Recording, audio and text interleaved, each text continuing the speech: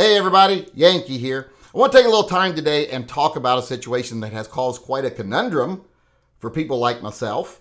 And it is the Hunter Biden gun trial, where Hunter Biden has been accused of being a prohibited person in possession of a firearm. And I want to talk about this case because, like I said, this causes quite a conundrum for some people like myself.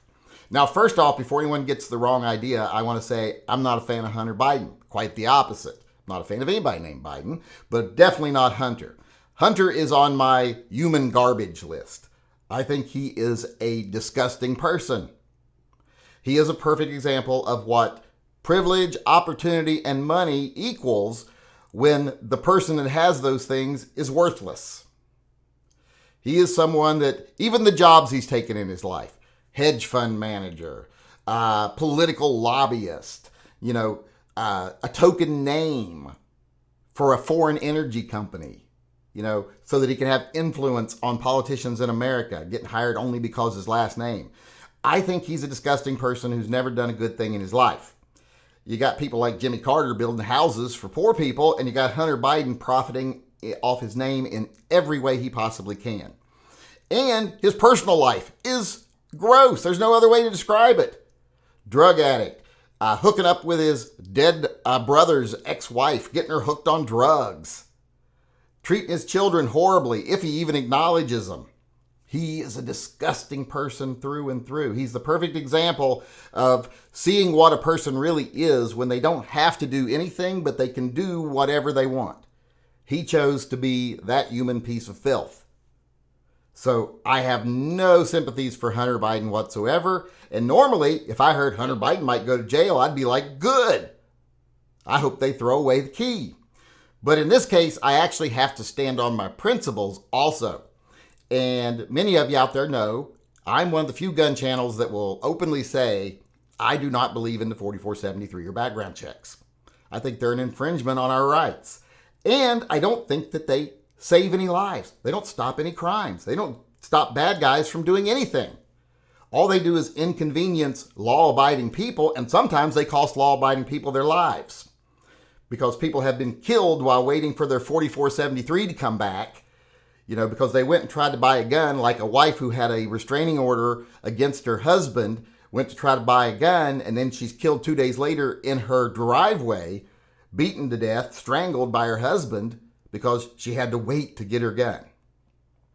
So I don't think background checks stop any bad guys. And I think they just inconvenience at best and cause the death of, at worst, innocent people, law-abiding people. So I don't believe in background checks. I'm also someone who believes in civil disobedience. I believe in disobeying unconstitutional laws. I've even got a t-shirt that says something to that effect. I can't remember exactly what it says, but I sell merchandise that says that. I believe that we should be engaging in a silent revolution where we don't obey unconstitutional laws. I think that's the best form of revolution we can engage in.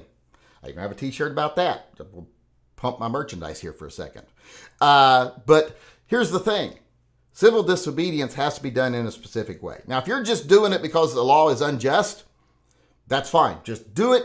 Keep your mouth shut. I tell people that all the time. But if you want to draw attention to your cause, if you want to say, I'm doing this as an act of, rebellion and protest, well, then you have to be open about it. And here's the thing. Open civil disobedience is only effective as a political tool or a revolutionary tool if the rule of law prevails. It's like when these people block roads and stuff. I'm okay with them doing it because I believe in civil disobedience to bring change. But it only is effective if the police go in there and crack heads and lock people up. That has to be the end result, and that has to be what happens. The rule of law has to prevail when it's an act of activism. You have to block that road knowing I'm going to get arrested. You have to handcuff yourself to that doorknob knowing I'm going to get arrested. That way people can look and see, hey, look, these people believe in this cause enough that they're willing to sacrifice their freedom. Then they can say, there must be something to this. We should pay attention. Or people have to be prosecuted for unjust, unconstitutional laws. So people can go, look at all these innocent people that are in jail over this ridiculous law. We have to change this. That's how that works. That's how civil disobedience works. If you want to make change and you want to engage in activism, you have to suffer the consequences. If it's just a bunch of privileged young people out on the street thinking, well, we'll do this and then we'll run away. We got masks on. No, we don't know who we are. We won't get in any trouble. Well, that doesn't mean anything. That's not civil disobedience. That's just terrorism. So that doesn't get you anything and actually makes you look like you don't know what you're doing, don't support any cause whatsoever. You just like to cause trouble. So to engage in civil disobedience, you have to have the rule of law prevail if you want to actually make change. And you have to be subject to that rule of law to show that you're committed. You know, that you really mean it, that you really care about this, and that it's important. It's like with drug crimes. How long did it take before people went, why are all these people languishing in prison because they had enough marijuana on them for them and maybe one other buddy to get high this weekend? It's ridiculous. And we had to see that. People had to pay attention. You had to bring attention to it before changes started to be made. And that's what we got to do with civil disobedience when it comes to guns also. But here's the thing. Hunter Biden wasn't engaging in civil disobedience. He was, however, disobeying an unconstitutional law. He lied on his 4473. He said he wasn't a drug addict or a drug user. He's very clearly a drug user and a drug addict. Now, in court, his lawyers tried to make a distinction between addict and user, which I don't understand what that was about because it clearly says user or addict, not just addict. So that he lied on the 4473, period. He was in possession of a gun as a prohibited person, and he got caught. And not only did he get caught, but his girlfriend at the time, I believe this is his brother's ex-wife, found the gun and then threw it in a dumpster where any old criminal can get a hold of it. So she should be the one charged with a crime here also, but I don't know about any of that. I'm not going to get involved in that. That's a little side story. But as of right now, Biden is facing criminal charges for being in possession of a gun as a prohibited person, for lying on the 4473, and there's one other charge, but they all stem from basically he shouldn't have had a gun, he had one. Well, like I said, I think everyone should be allowed to own a gun if they're not in prison. So I have to say that includes Hunter Biden. I have to say I don't believe in the 4473, and I don't care if people lie on it, and that includes Hunter Biden. And I have to say that disposing of a gun in a dumpster, that's actually something I would consider a crime and a dangerous activity. So the only person I see here that should go to jail is his ex-girlfriend, his sister-in-law, whatever she is. She's the one that should be facing jail time here. Hunter Biden shouldn't, because of my personal beliefs. I think he shouldn't be criminally charged for something that shouldn't be a law. But like I said, though, the law has to prevail in the end if you want to be an activist, if you want to bring change. So for that, he would need to go to jail. And then maybe he would become a pro-gun activist. And then maybe he could make some use out of his miserable life, that he's never been of value to anybody else in his life. His family, his friends, nobody. He's just, like I said, he's a waste. So maybe if he gets punished, he'll become a proponent of gun rights. And he'll start saying, look everybody out there in the world, I've got a famous last name, so pay attention to this case. I'm going to jail just for exercising my Second Amendment rights. And I had to lie on a form that is a complete invasion of my privacy and a complete violation of my constitutional rights. And that's what I did to get put in jail. And so many people who don't have the political means or connections and the monetary means I have to fight it get charged with this all the time. Well, not all the time, but every now and then. So that's what could happen from this.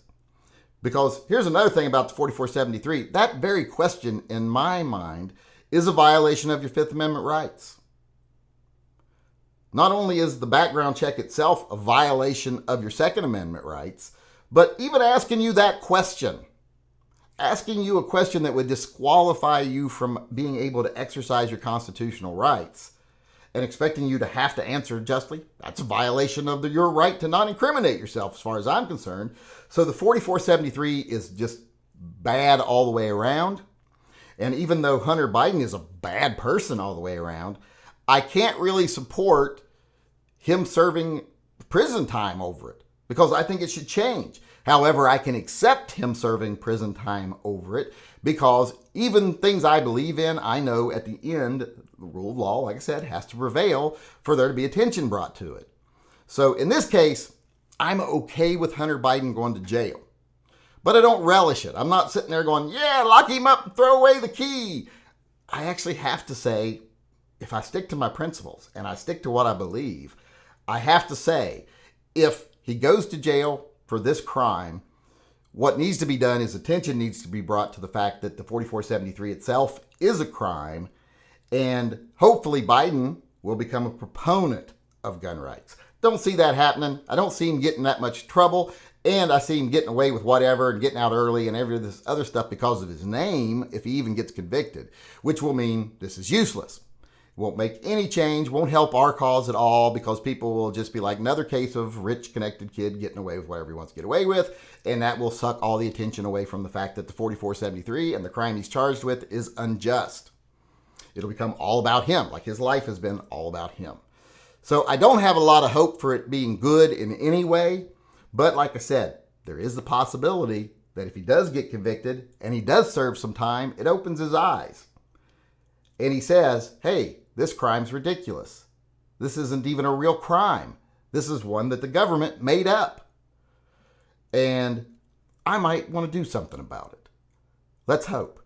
I mean, it's not building houses for the poor, like I said, but it'd be at least one step towards not being one of the most disgusting people I've ever seen.